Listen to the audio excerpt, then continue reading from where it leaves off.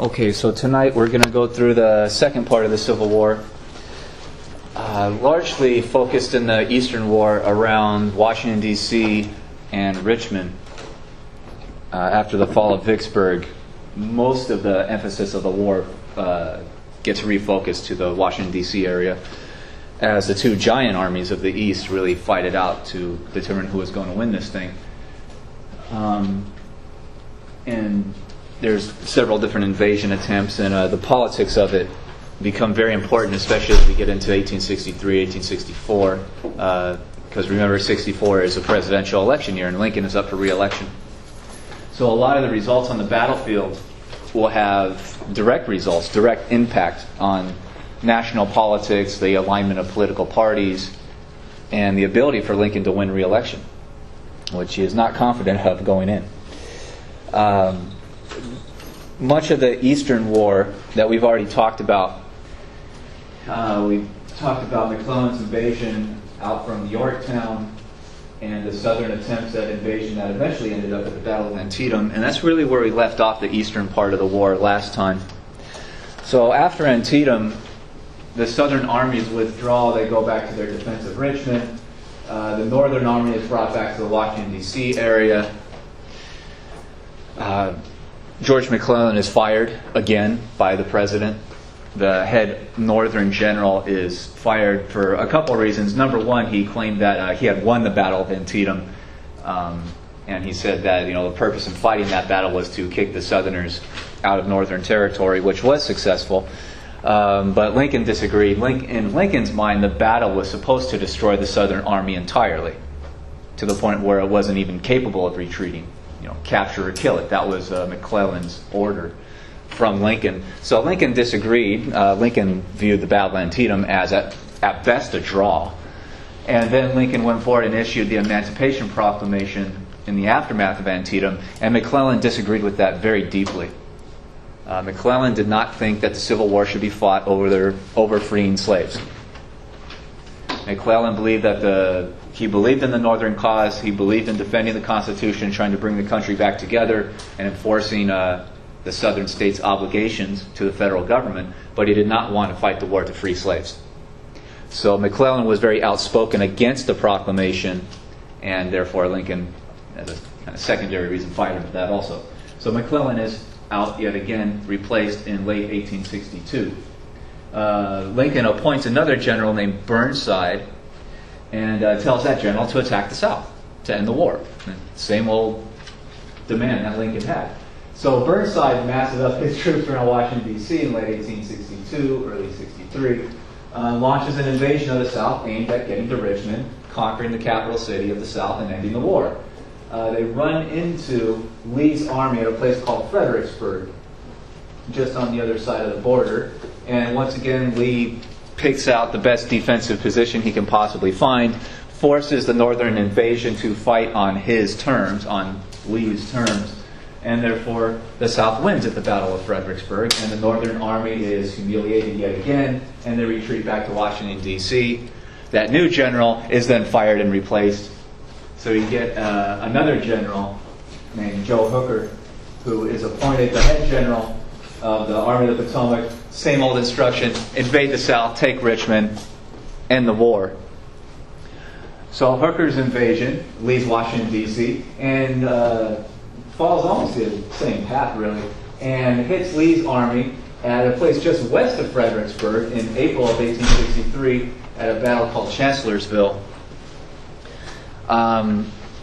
Again, Lee picked out the best defensive place and forced the Northern Army to fight on battleground of Lee's choosing. The Northern troops outnumber the Southern troops 2-1, literally. The Northern invasion has about 130,000 soldiers. The Southern defense has about 61,000. And the Southerners win again. Now, this is humiliating stuff. At this point, Lee becomes, and his lieutenants that are running these battles, they become world famous. They seem unbeatable. And there's a lot of feeling spreading throughout the North after Chancellorsville, which the North should have won just by the numbers, that they're never going to be able to beat Lee in a battle. He is too good, he's too smart. The Southern soldiers fight too hard. And there is a great feeling of pessimism in the North that they're obviously losing on the battlefield and they're going to lose this war eventually. And it's only a matter of time. So this is really the high point of the Confederacy in spring of 1863. There's so much debate in the North amongst Northern politicians and the Northern population about whether they should continue fighting the war or just let the South go off and form their own country, that Lee, at this point, made the decision to launch an invasion of the North again. Fredericksburg and Chancellorsville were just overwhelmingly humiliating, morale-destroying defeats for the North. And Lee made the argument to the Southern cabinet at Richmond that this is the great opportunity that they've been waiting for. The Southerners basically sense that the Northerners are on the edge of defeat and one more decisive battle will end it all. The Northerners will give up. So Lee goes to the Southern cabinet and proposes to invade Northern territory. The goal, of course, is to take Washington, D.C., but they won't eventually get there. But the idea is to invade some kind of Northern territory somewhere and defeat the Northern army, in the North, and that after that defeat, that the South would propose a peace. And if the Southerners win this series of battles, this invasion, then there wouldn't be much Northern support for continuing the war. So this is the giant opportunity that the Southerners have been waiting for the whole time. The North is on the ropes. It's time to deliver the death blow, the knockout blow. That's it. Lee convinces the Southern cabinet to accept this line of thought, and they do, and they support his attempt at invasion. So Lee gathers together somewhere around 80,000 or so troops and invades Northern territory. Again, they tried to kind of get around the Washington, D.C. area. The Army of the Potomac, the Northern Army, its basic strategy is to, just like the Southerners had done, pivot. Basically keep themselves between Lee and Washington. So Lee's army, these two armies really are just kind of keeping watch over each other, especially as Lee crosses into Maryland and then goes up a little bit further into southern Pennsylvania. And these two armies, they don't really seem to have much idea exactly where the other army is. Lee basically hides behind the mountain range to avoid being detected. But they have their scouts kind of everywhere, little scouting contingents, little companies of troops looking for each other, basically. And two of the scouting troops, Northern and Southern, just kind of run into each other at a place called Gettysburg, which was at the time, a fairly small town. So these two large armies are fairly spread out, and once each side gets word that they have found the other one at Gettysburg, you can see, according to the map up here, they just all converge at Gettysburg, and this is going to be the giant battle.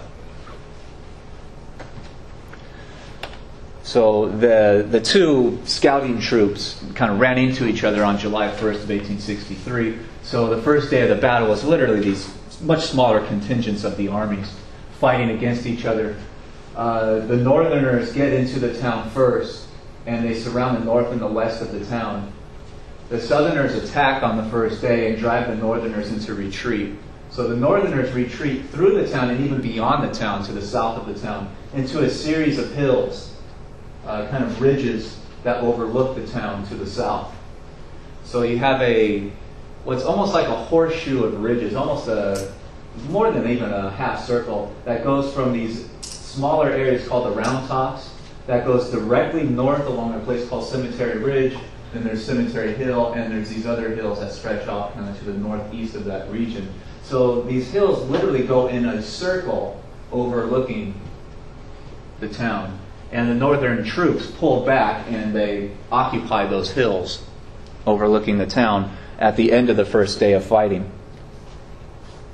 So by the start of the second day, this is what the Northern position looks like. They have occupied all the hills. And the Southerners basically surround the hills and wait to decide what to do. Lee wants to attack. He believes that if he wins this battle, then this would probably be the last battle of the war. So Lee is on the offensive. On the second day of the battle, July 2nd, Lee orders a series of attacks to confuse the enemy. First, he wants his General Ewell to attack in the northeast hill. That's supposed to happen fairly early in the morning. Then he wants another general to attack the kind of northwestern hill to confuse General Meade, as the new northern general in charge at Gettysburg, to confuse the Northerners about where the major attack is coming from. So they move their reinforcements around kind of in circles. It's a diversion tactic. Lee's major attack is going to happen in the south, the very southern tip, called the Round Tops. So this is the driving point, and this attack doesn't start until somewhere around 3 or 4 in the afternoon. So it's much later than the first two attacks, because if you're attacking in the northern part, the Northerners would take their reinforcements and send them up to where they thought they were getting hit the hardest. And the strategy is that when you attack later on in the afternoon, at what would at that point be a weak point in the northern defenses, you can overrun the Northerners and get behind them up the hill and basically shoot them all in the back. It's a very old military strategy called flanking, which basically means get around the side of your enemy so you can shoot from behind. And they have a much tougher time at defending themselves.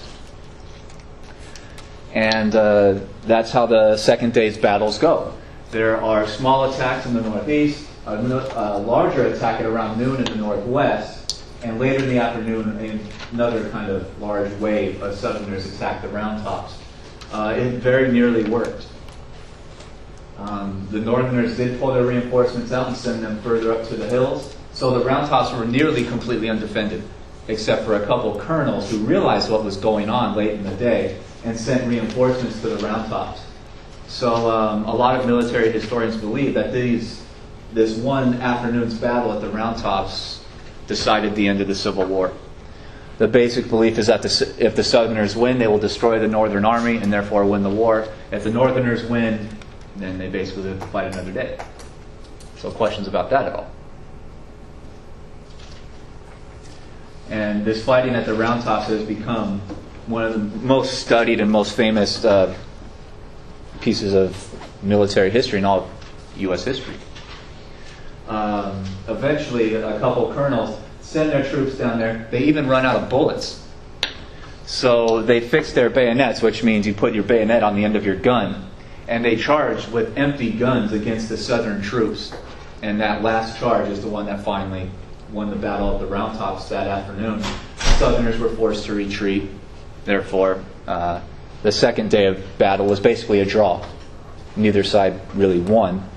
The North defended itself. Does all that make sense? Questions at all? All right, so after the second day of fighting, Lee has a gigantic decision. Do you attack for a third day and try to destroy the Northern Army? His main advisor, his kind of secondary general, his right-hand man in this war, is named Longstreet. And Longstreet has come to understand something about warfare that is kind of new to the American Civil War and new to the world at this point. Longstreet understood that defensive armies, the defending armies in a battle, have an advantage. And a much greater advantage than any defending army has probably ever had by that point. If you go back to the battles, the wars of the earlier 1800s, like the wars of Napoleon or something like this, the American Revolution, attackers and defenders were fairly evenly matched. Because if you're attacking, your goal is to run at the enemy and kill them. If you are defending, your goal is to shoot the attacker before he gets to you, right? Does that make sense? Back in the 17, early 1800s, if someone runs at you, you have a musket that has one shot. You shoot at them once. There's more guys running at you, so what do? Reload that gun as fast as you possibly can. And in those forms of weapons in the 17 and early 1800s, you had to take some gunpowder and put it down the barrel. Then you have to put the bullet down the barrel. You have to pack it all down there, and you get a piece of flint. Like, all this takes time while the enemy army is running at you. Does that make sense? By the 1860s, reloading has become faster. You start getting bolt action rifles that can be reloaded in just a couple seconds. So if you're attacking and running at the enemy, they can shoot several waves of bullets at you before you can get to them. Therefore, it's much easier to be the defending army. And Longstreet understood this. And so Longstreet was one of the guys who always wanted to fight defensive battles against the North. And if you look at the history of the war so far, when the South defends, they win. So Longstreet had a pretty good argument. Longstreet's advice after the second day of Gettysburg was to leave. Admit defeat in that battle and try to move away from the army that's occupying those hills and get somewhere to Washington, D.C. and try to end the war that way. And pick more defensive positions and wait for a northern attack. Lee, though, disagrees.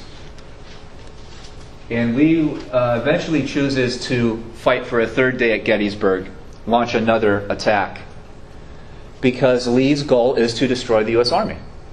He says that is what is going to win the war for the South. That is what is going to win Southern independence. It's not going to be to retreat and find another place to fight, which would be more favorable to us. It is to destroy the Northern Army.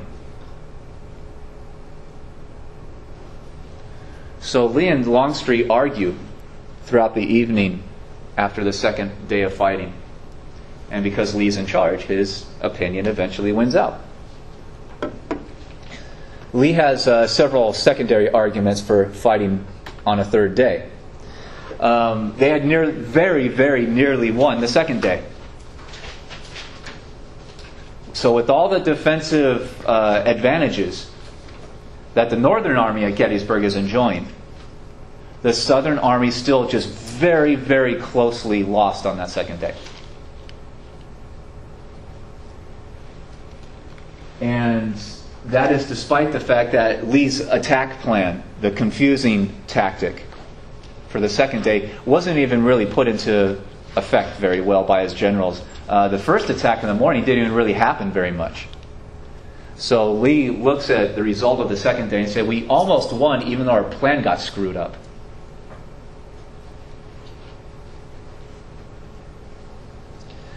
So Lee looks at what had happened on the second day of battle, and he says, well, the enemy is probably reinforcing their southern area and their northern area, those two hills. So they're probably weakest in the very center. They have taken their reinforcements and put them out to the extreme sides. So Lee will choose to attack right up the center because he thinks that's where the fewest northern troops are. And Lee makes the argument that wars are not won by generals, wars are not won by politicians, but by the bravery of individual soldiers. And Lee argues that the only way those soldiers are brave is if they are confident in winning. And the only reason they are confident in winning is if they keep winning.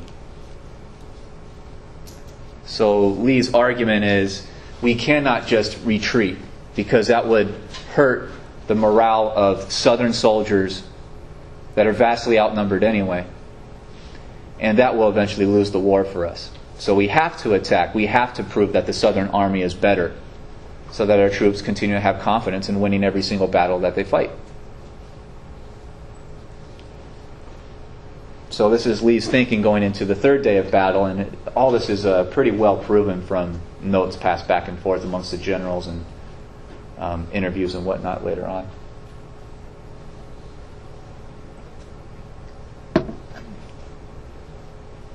So Lee decides to attack for a third day at Gettysburg, July 3rd. So, questions about any of this?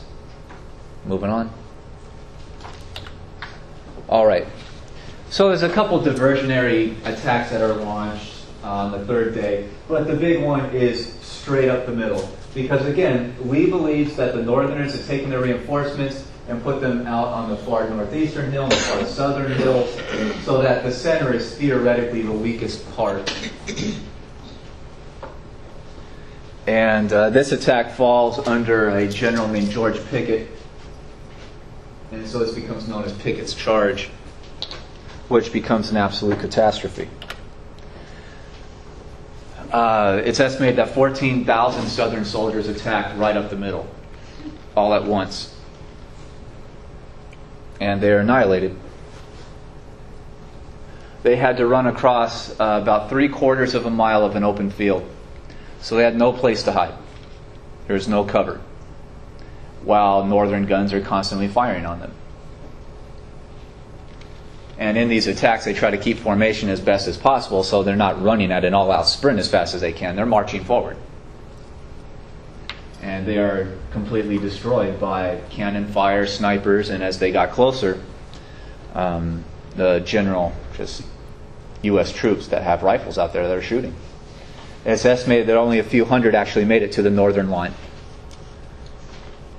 Most of them fell before they got there.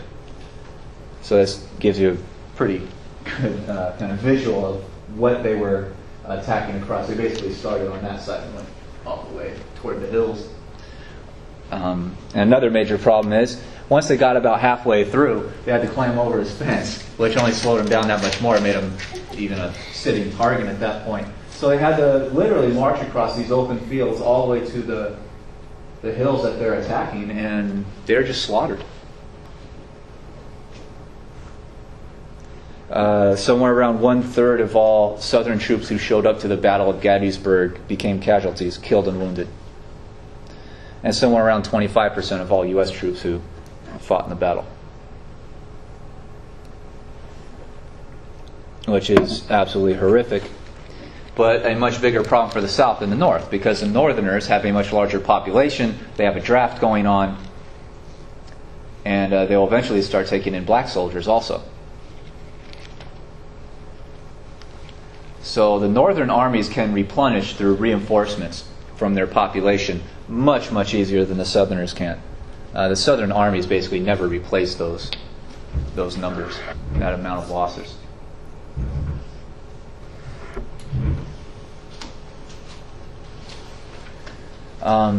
Especially this part of the battlefield is reportedly so drenched in blood that the farmers of the area have no confidence in ever being able to grow food there again, and it is such a daunting task to bury all these guys who have died that the Battle of Gettysburg, the area, is immediately declared to be a national cemetery. They basically decide to bury the soldiers exactly where they are. And the president shows up at the dedication ceremony for the Gettysburg Cemetery. And when Lincoln shows up, he is invited to give a speech. Lincoln is actually second in line to give a speech. Another senator or something showed up. The first guy talked for about 2 hours. And then Lincoln got up and talked for about 2 minutes. But Lincoln's speech is by far more remembered, and Lincoln's speech at Gettysburg has been identified ever since as one of the most important speeches in all of U.S. political history. Not just because it's short, but because Lincoln very effectively encapsulated all the major ideas that he thought the Civil War was about. And he said it wasn't just about the United States. So in just a few sentences, literally 2 paragraphs, Lincoln gives his personal description of why the North is fighting and why they'll never give up. Lincoln is really the one politician in the North who says, we will never surrender, we will never give in, we will fight to the bitter end. And Lincoln is surrounded by doubters. So one of the first things that Lincoln says is that the Civil War is not just about the United States. The Civil War is a war for all mankind. That this is a war for humanity. And largely because the United States at that time was really the only surviving and prospering democracy in the whole world. The world at this point in history is still run by kings. Overwhelmingly. Europe, South Asia, East Asia, Africa, Latin America. The world is run by kings. Either European kings who have colonized other large parts of the world, or other domestic or indigenous monarchies. Warlords, authoritarians, whatever word you want to use to describe them. And Europe had undergone a series of revolutions in the late 1700s in France, and in the early 1800s, going up all the way up to 1848. 1848 alone had over 50 revolutions in Europe where peoples rose up against their kings. And they had all failed. The kings came back and took power again. So this is about 15 years after 1848. And the lesson in the world seemed to be that democracy is a failure. The only place it had ever succeeded in the modern world since, say, the fall of the Roman Empire in the past 1,000 years was in the United States. And Lincoln said that the Civil War was not just a threat to the U.S. government, but is a threat to democracy throughout the world. Lincoln defined the United States as the only hope for the progress of mankind. His basic statement is, if the Southerners win and the United States splits in half, that is proof to the rest of the world that democracies are failures, that people cannot govern themselves. People argue to the point where there is no stability. And of course, that's always the argument of having a monarchy. The kings bring stability. They rule the country, and there's no doubt about who the leader is. And that was one of the controversial things about democracy in the 1700s. I mean, could people actually elect their own governors? Is that trustworthy enough for the long term for countries to survive? And Lincoln said, if the United States goes down and splits apart, that proves to the rest of the world that democracy is a failure. And if democracy fails in the United States, who knows when it might come back again. It might be hundreds of years before some other people and some other government try to establish the next democracy. So Lincoln literally says, this is a war for democracy, for the success of democracy. And that's why he ends the address by saying, the Civil War is being fought to prove that the government of the people, by the people, and for the people will never perish. That democracy is here forever now. Does that make sense? Okay. But he says that democracy is the future of humankind. That is going to bring the freedom and liberty for all people in the future. It's just up to the United States to prove to the world that democracies can survive and they can be stable enough for people to live, happily and in freedom. Just within the United States, though, the Civil War was not just a war over ideas or something. It was a war of disintegration. You have a part of the country that is trying to break away and form a new country. So Lincoln's big statement in the address is that you cannot allow a minority to break away and form their own country just because there's a political controversy, just because there's a disagreement. Because what happens if you allow the South to go off and form their own country over the controversy over slavery?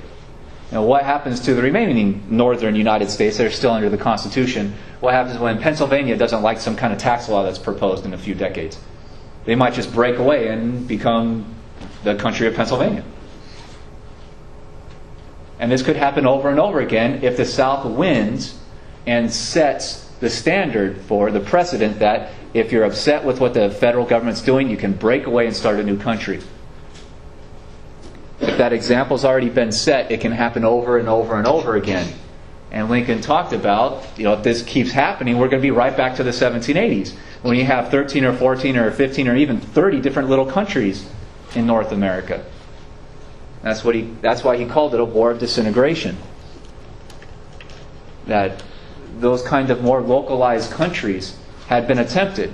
And the Constitution was written because that was so problematic. It opened all those areas to basically European dominance. They're being pushed around by the stronger European countries, the monarchies. And of course, he's already issued the Emancipation Proclamation. So at Gettysburg, he says that, of course, the slaves that are being freed deserve to be just as free as everyone else and have all the liberty and rights and whatnot that the Constitution guarantees, supposedly, everybody in the country. So he says that the slaves that are being freed by the war have the right and should have the natural abilities to participate in this kind of human freedom. And he very clearly connects the Civil War to the idea of being a new revolution. He says that the original American Revolution was fought for freedom, democracy, and liberty. And he says that's what the Civil War is being fought over. It's just happening again 100 years later. So he talks about all the pain of the revolution, how many people had died, how many families were horribly affected. And he says that's very similar as happening in the Civil War, except the Civil War is a much larger scale because there's that many more battles, there's that many more soldiers getting killed and whatnot. So he calls the Civil War and the Revolution kind of the pains of birth. That if you've ever gone into labor and had kids, people tell me it's fairly painful. But they often tell me also it's worth it. And that's what Lincoln says. He says the nation is going through a mass trauma. There's mass kind of emotional, psychological, and physical pain that is happening to the nation. But it is fairly short term. And the eventual creation of the country again will be worth the sacrifice. And he says, of course, the people who are giving the greatest sacrifice are the soldiers who are volunteering often to go fight, to defend the Constitution, defend democracy.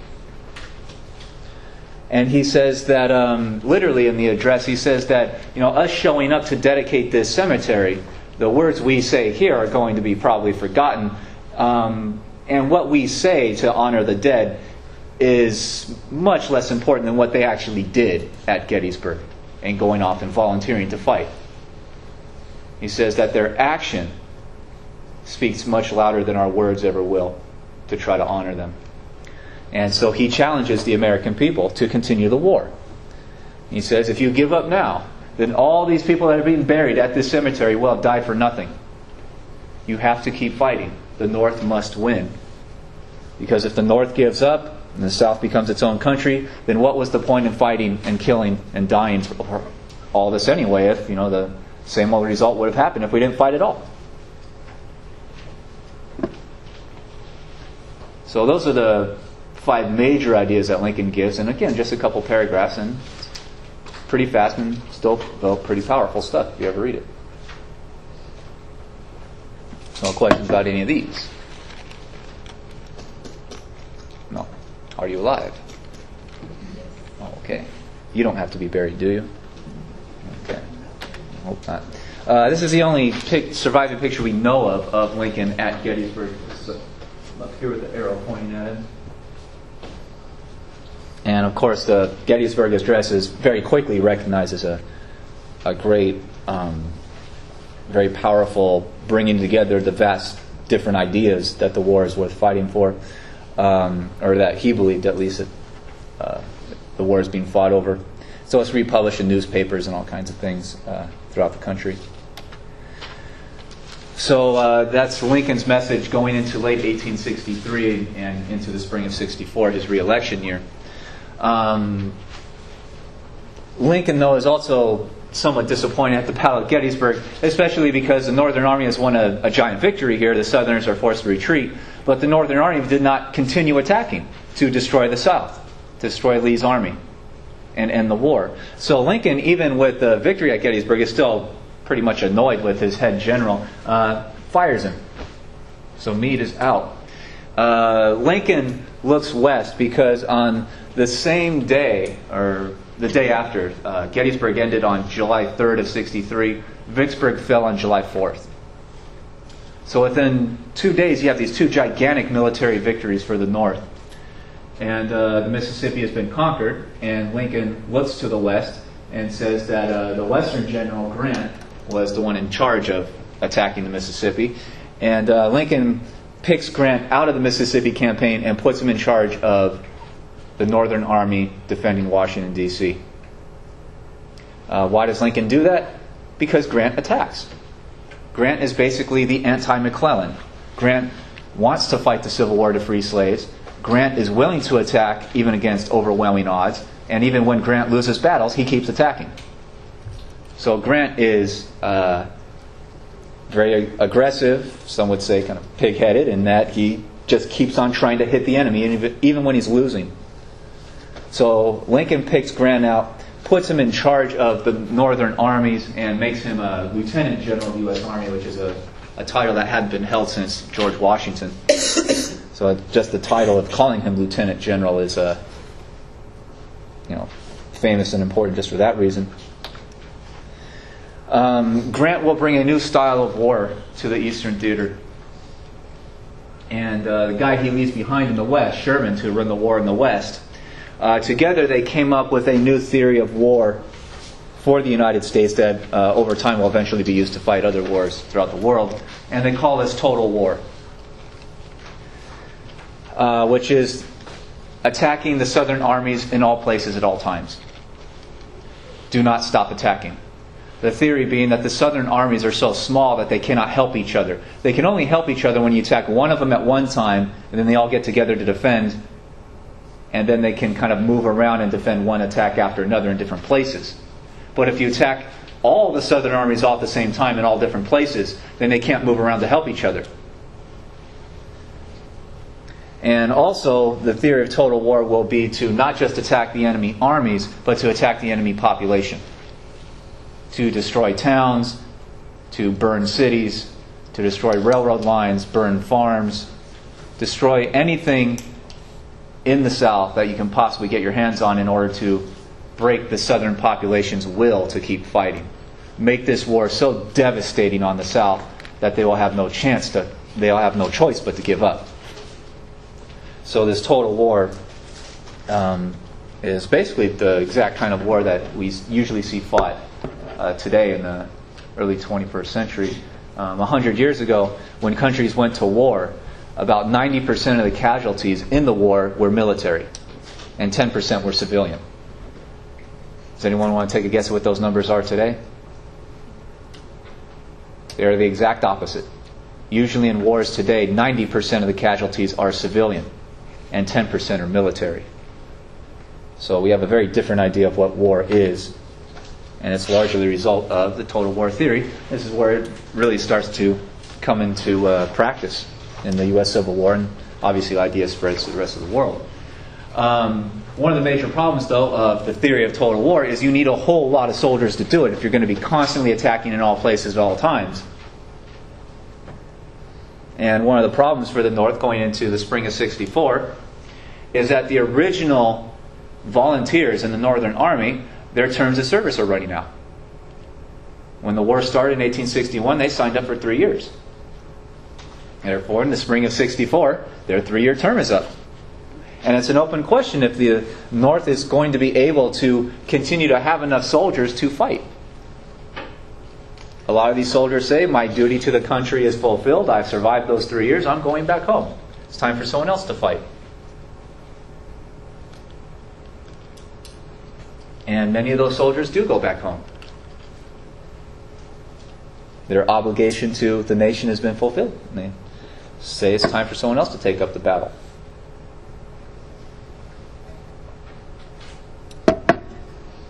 Eventually, Lincoln's government solves the possible soldier shortage in several ways. Number one, they start instituting a draft, which back then they called conscription. So you start getting drafts in major northern cities, and as a result, large draft riots, especially in places like New York City. They do a second thing, which the U.S. military still does today, is when they need a lot of soldiers, they bump up the amount of money they'll give you to sign up. Back then they called them bounties. Exactly what are they called today? Enlistment. Your enlistment check, basically. So if you sign up for the U.S. Army, the U.S. Marines today, you can get a few $1,000s. Which, to a lot of 18-year-olds, seems to give them $10,000. They think that's all the money in the world. There's a risk for that money, though. But the U.S. government, in anticipation of having not enough soldiers, kicked up the amount of money they're offering for people to enlist. So they got more enlistments as people need money. Another thing is that the Northern government appealed to the patriotism, especially of the guys who are already in the armies and fighting. So eventually, somewhere around 3/4 of the original enlistees who survived the first 3 years of the war re-enlisted, which is a fairly large number. So only about 25% chose to go home. And they are imbued with the idea that they're still fighting for the Constitution and for the nation, and also that they don't want to let their friends down, the friends in the army who had re-enlisted already.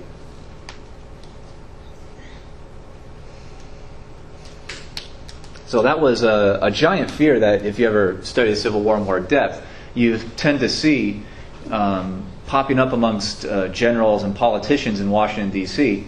in the winter that ended 63 going into 64. Are they just going to have enough soldiers to keep fighting?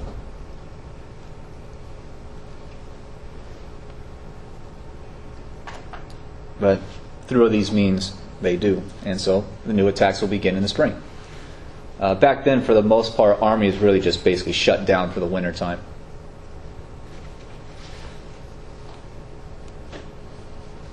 And basically just go into hibernation until the snow starts to thaw. And it's what they called the new campaigning season, when the weather got warm again. Okay, so going into the spring of 64, now Grant is in charge for the North in the eastern area around Washington, D.C., and his policy is to attack. He's not even interested so much in getting control over Richmond. He is going to just attack Lee's army wherever he finds it. And he will attack again and again and again, even though he keeps losing. So he brings his, in the spring of 64, Grant brings his troops out of Washington, D.C. They find Lee in northern Virginia and they attack. So you get a battle called the Battle of the Wilderness. Grant loses. Lee retreats. Grant attacks again. Same result. Grant attacks again. Same result. Grant attacks again. Again and again and again through the spring and early summer of 64. And the biggest and most destructive battle is at a place called Cold Harbor, just outside Richmond, where Lee picked out and fortified his defensive ground very, very well. And Grant attacked once and took thousands of losses, attacked again, same result, again and again and again, 6 times, until Grant finally understood that he's not going to win this battle. And reportedly on the 6th charge, a few thousand soldiers were killed in just the first hour of the battle. I mean, this is massive amounts of death and destruction. And the northern population is outraged. And Lincoln's popularity absolutely goes down the toilet in the spring of 64, his re-election year. Lincoln and Grant are labeled butchers for the amount of people that they're killing. And if you look at the numbers, it's shocking. Grant's campaign, in just barely over a month, killed or wounded 60,000 U.S. troops. That's half the size of his whole army in just over a month. Lee eventually even retreated from Cold Harbor and went to a place called Petersburg, a town just to the southeast of Richmond. And Grant followed and trapped Lee there. So laid siege to Lee's army. Lee's army is going to be trapped in that town. But again, that's not Lincoln's goal. Lincoln wants to not trap Lee's army, but to kill it. And to conquer Richmond. So even though Grant has forced Lee into immobility, which was always Lee's great fear throughout the whole war, that he wouldn't be able to move around, just trapping Lee in a town is not fulfilling the goal at giant human cost.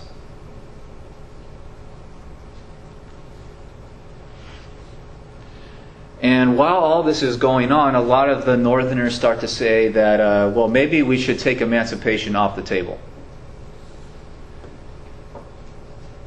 Because when you promise to free slaves throughout the South, the Southerners will fight to the bitter end, right? That's the thing that they were fighting for to begin with. So many Northern politicians start saying to Lincoln, well, why don't you take back the emancipation idea, and if you promise to the Southerners that if they come back to the country they get to keep their slaves, then maybe they'll be willing to negotiate to end the war. And Lincoln refused. Lincoln said, absolutely not. So Lincoln is all in. And that feeling of wanting to negotiate an end to the war led to the rise of the old general, George McClellan, or it's not really that old, but the guy had been around before. He becomes the Democratic presidential nominee. Lincoln is a Republican. And McClellan's campaign promises are to be ready to fight, but to at least offer to negotiate a peace with the South. That's his 1864 campaign promise. Elect me president, I'll open negotiations, but I will still build a gigantic Northern army so that if the South decides they still want to fight, we'll be ready to fight. And like most candidates, McClellan doesn't really get into the details of what he's going to demand of the South in any of these negotiations. He just says he wants to negotiate. And Lincoln says, no negotiation. We keep fighting until they give up. And that's it. And Lincoln is an unpopular, if not hated, person in the North. Because these 60,000 guys, these are the brothers and sons and uncles and cousins, husbands of many people in the North. So this causes popular outrage against Lincoln. And all the way through July of 1864, Lincoln had almost no confidence in winning this election. He gets renominated. He changes his vice presidential candidate and brings in a lifelong Democratic Party member in order to get Democratic votes for president, and even a guy who was from the South. Makes him the vice presidential nominee in a desperate attempt to gain enough popularity to actually win the election. So for much of Lincoln's presidency, he is very heavily questioned, if not outright hated by large portions of the northern population. And this is the height of it in the summer of '64, which is, for Lincoln, for his political career, is the worst time for this to happen. There are people demanding that Lincoln fire Grant, that accusations that Grant must be either drunk or insane to be doing this. And Lincoln says, nope, absolutely not. He's the general I always wanted. He's the one who attacks. And Lincoln said he will be the head general as long as I'm president, and if that costs me re-election, then that's it for me. So questions about any of this? No. Then the war starts to change very quickly. Grant is trapped up in Virginia, or Lee is trapped by Grant in Virginia at Petersburg. And in late July and early August, Sherman in the West launches a gigantic attack from northwestern Tennessee straight through the heart of Georgia.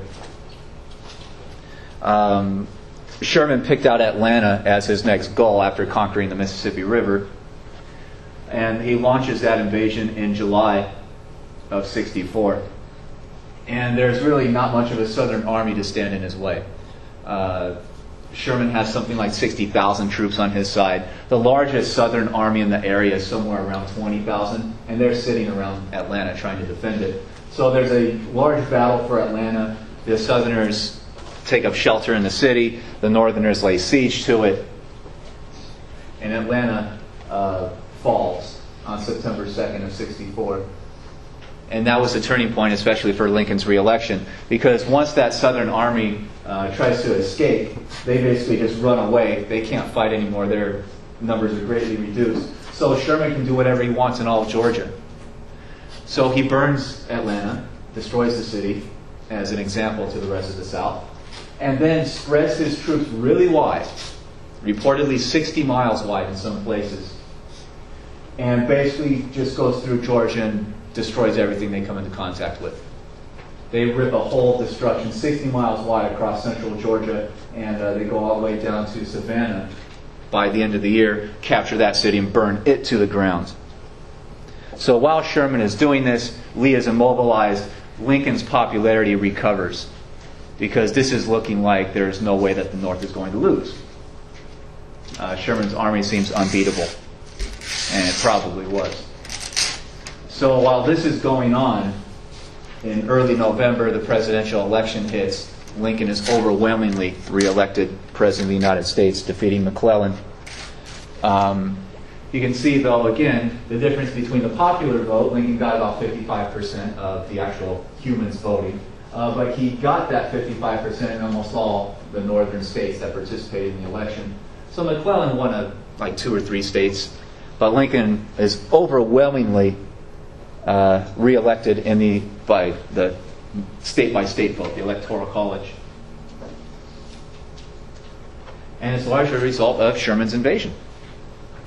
It gave northern people, northern voters, such confidence in winning the eventual war that Lincoln's image recovers almost immediately, from going from basically a butcher to being a great war hero, the great visionary for the North. And politics is funny like that.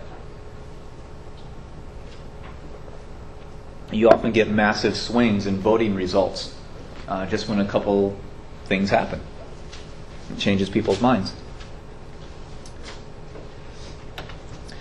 So even through November, Sherman's army is still going through Georgia. They get to Savannah by the end of December, capture it, burn it to the ground. There's still no Southern army around to fight, so they spread out again. And this time they decide to go to Columbia, South Carolina, the state capital of South Carolina. And South Carolina was the first country to secede. And so they go to what is viewed popularly as the beginning of secession in the South. They capture that town and burn it to the ground. And they keep doing this. Go through the rest of South Carolina, or another chunk of South Carolina, just burning everything they come into contact with, going to North Carolina. And it just goes on and on and on. There's no end in sight to this. And there's no ability for the Southerners to defend their territory. And to give you an example of what these guys are doing as they went along, they literally destroyed everything that they came into contact with. So if you had the ability back then to look at like one of those satellite maps, you would see lush farmlands and all kinds of things in Georgia, except for this literal line down the middle. They literally burned everything down to the dirt. Houses, cities, farms, crops. They even dug up railroad ties and railroad lines and took the wooden parts of the railroad, the ties that go horizontally between the iron rails. They took those wooden pieces and built up gigantic bonfires. And then they took the iron rails and put them over the fire until the iron was hot enough to bend. And then took the iron rails and wrapped them around trees, like you can see up there in the background. Because they didn't just want to kill the railroad, they wanted to kill every living tree they possibly could. This is devastation that had not ever probably been seen in this area of the world, except for maybe the European invasion that wiped out the Native Americans. But this is literally burning everything down to the dirt.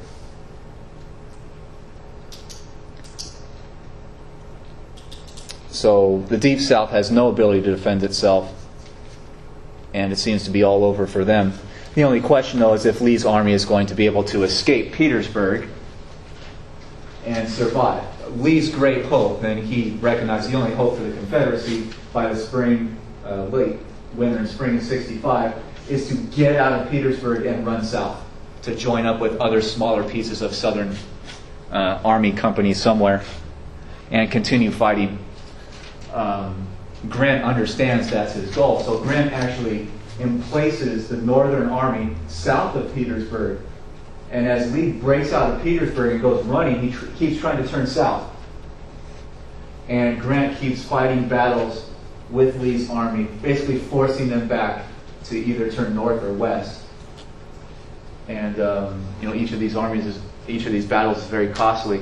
So at the end, Lee decides to surrender his army at a place called Appomattox Courthouse in April of '65.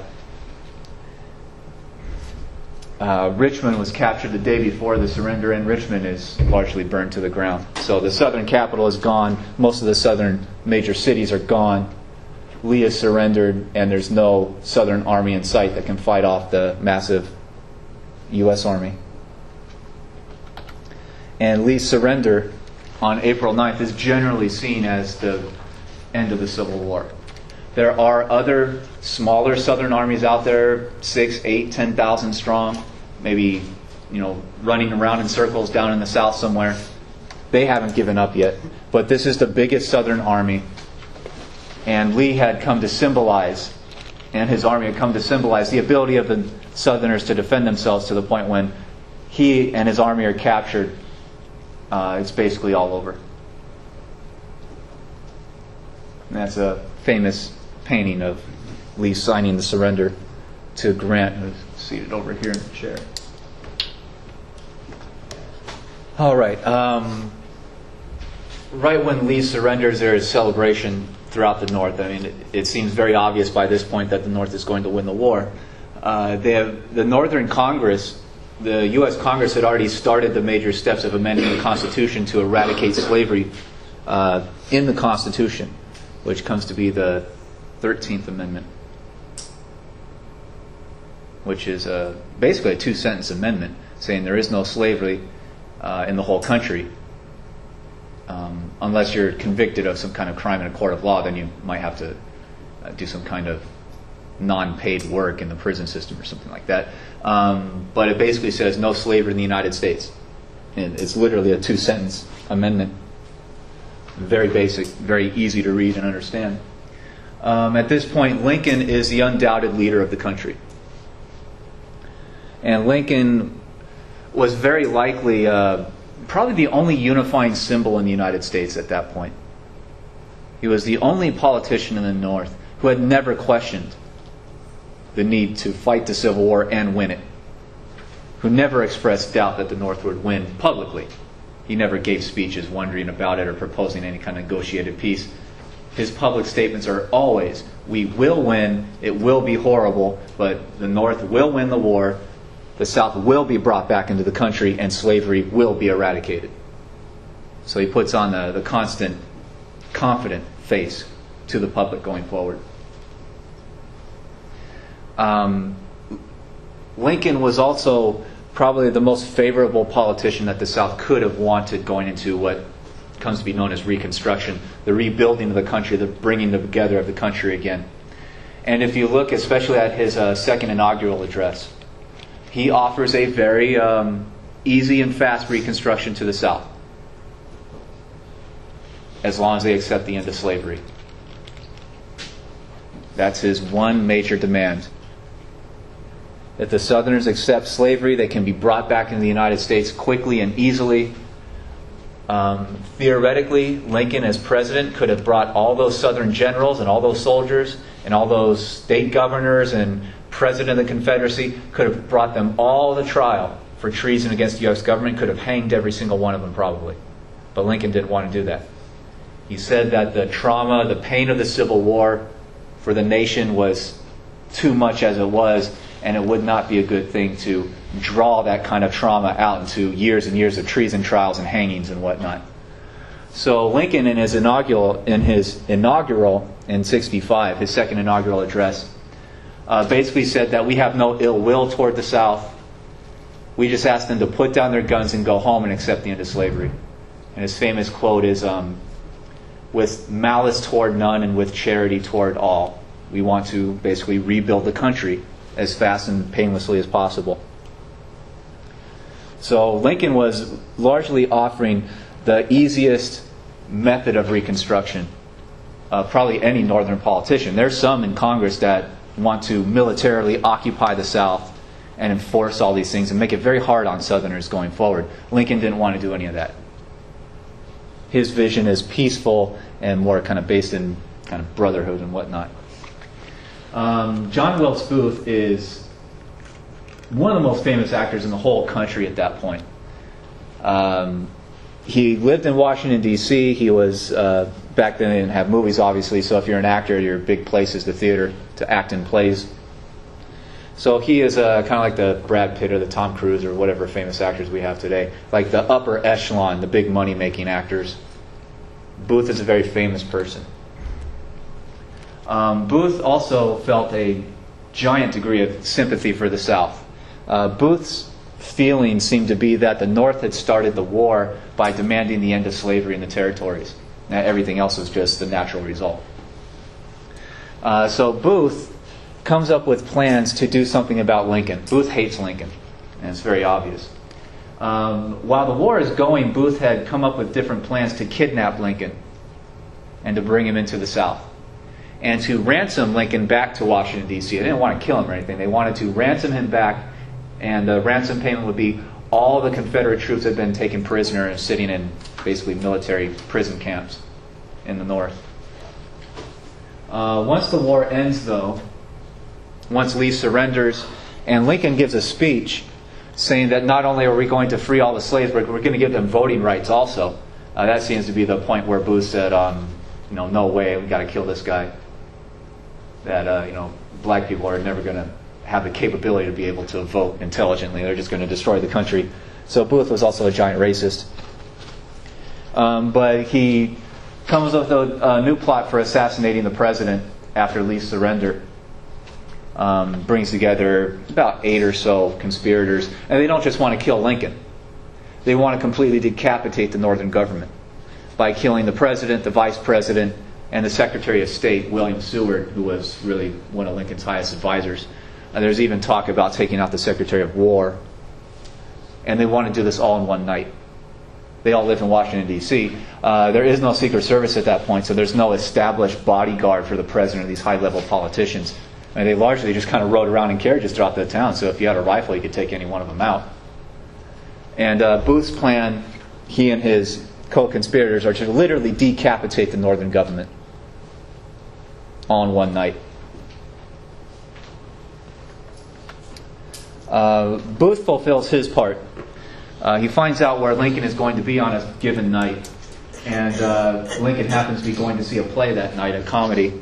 And because Booth is famous, he had been on that stage before as an actor. Booth gets into the theater. He has a gun and a knife, and a small gun, so he can hide it on himself pretty easily. But he basically goes up and to the theater owners and says, I'm John Wilkes Booth. I'd like to meet the president. Just like Tom Cruise or someone would say something like that. And they let him in because no one ever thought that this guy would be there to actually kill him. But he was, and he did. And they shot Lincoln in the balcony, tried to jump off the balcony onto the stage and landed badly and broke his ankle, which gets no sympathy from people from me, but apparently he was in great pain for a few weeks until he's basically caught and shot. But that's Booth's end. Lincoln is shot that night, the night of, I think it's April 14th, shot in the back of the head, but he survives. He is unconscious. He's basically in a coma. And the doctors very quickly understand that he's not going to survive. That's only a matter of time. And he does, in fact, die after about 8 hours or so. He dies at somewhere around 7 a.m. the next morning. The problem for the United States is that Lincoln had come to symbolize, and in death came to symbolize, the great sacrifice that the nation had given in order to survive the Civil War. Lincoln talked about sacrifice almost constantly in his speeches. And then Lincoln became basically the most famous martyr to rebuilding the country and to keeping the country together. Lincoln, in fact, is shot on Good Friday. And he dies the next morning. So the day after his death is Easter Sunday. And people throughout the country compare him to Jesus.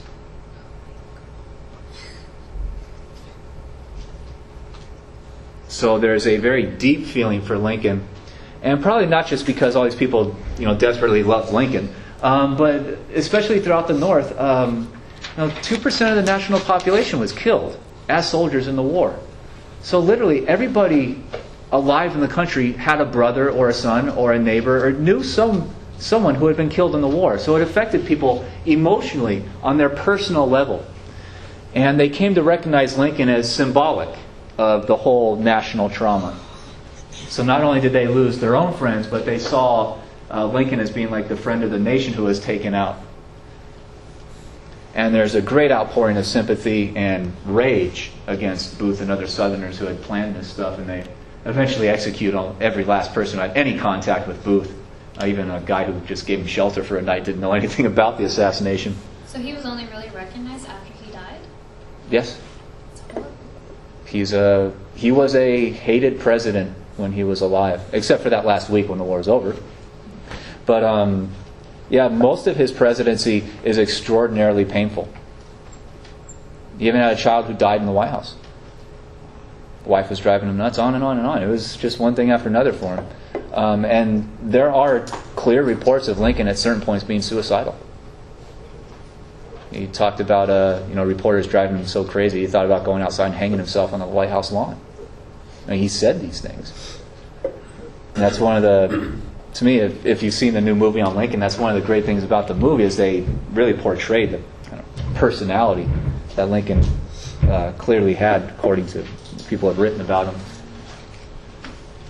But yeah, Lincoln was a hated politician amongst many Northerners because they disagreed with fighting the war, his tactics for fighting the war, his ideas for emancipation, on and on and on. He's a very controversial person in his own time, and he doesn't become recognized as like the greatest president ever until he's dead.